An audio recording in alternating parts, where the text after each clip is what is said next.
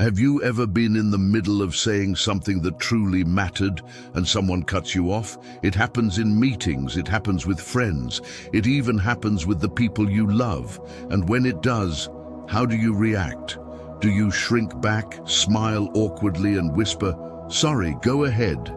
It feels polite, harmless even, but it isn't. Because every time you surrender that moment, you quietly teach others how much or how little your voice deserves to be heard. This isn't just about interruptions. It's about presence, power, and respect. Today, I want to share 3 simple words.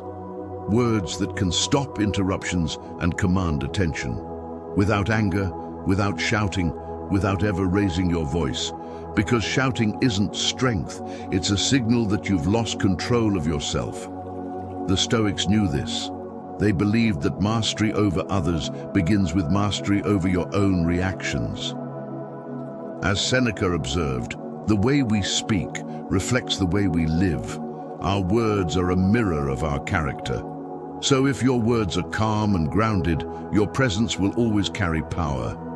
Picture a heated meeting, voices clashing, ideas competing. You don't slam the table, you don't outshout anyone, you simply say, "Listen, here's what matters most."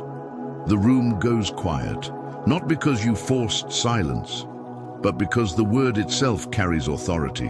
When you use listen, you're not asking for permission, you're establishing presence. Epictetus once said that people listen more readily when your words are chosen with care and spoken with grace. It's not volume that earns attention, it's intention. Interruptions happen because people think their thoughts are more important than yours. But the moment you say, "The important point is this," you shift that dynamic completely. The brain sharpens its focus when something is called important. You've just guided the conversation without raising your tone. In daily life, a simple phrase like, "What's important here is," instantly changes how your words are received. You stop competing for attention and start defining where attention belongs. And then there's the third word, now. Later can wait. Tomorrow can be postponed, but now cannot. When someone cuts you off, calmly say, "Now, let me finish this." That single word, now, pulls everyone back into the moment. It demands focus without aggression. Leaders, teachers, and coaches rely on it for a reason. It ignites presence. With listen, you capture attention. With important, you direct it. With now, you anchor it in the present. But remember this, commanding attention doesn't mean being harsh. Marcus Aurelius reminded himself that kindness, when sincere, is unstoppable. Even the most hostile person can do nothing against it. Raising your voice might win a moment, but calm authority wins the room. Anger shows you've lost control. Composure shows you've mastered it.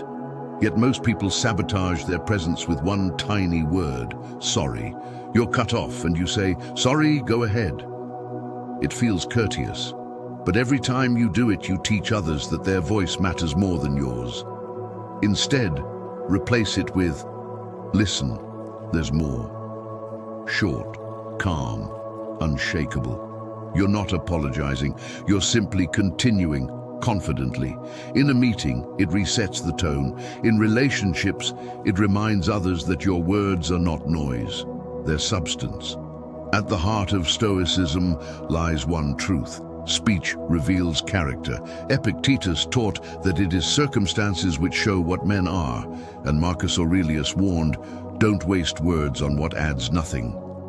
Using listen claims attention.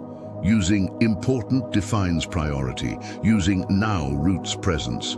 Replacing sorry with listen, there's more, restores your voice, without aggression. Because respect isn't demanded, it's embodied. And the person who carries it never has to ask for it. Practice these words and the calm behind them. Let them reshape not just the way you speak, but the way others listen.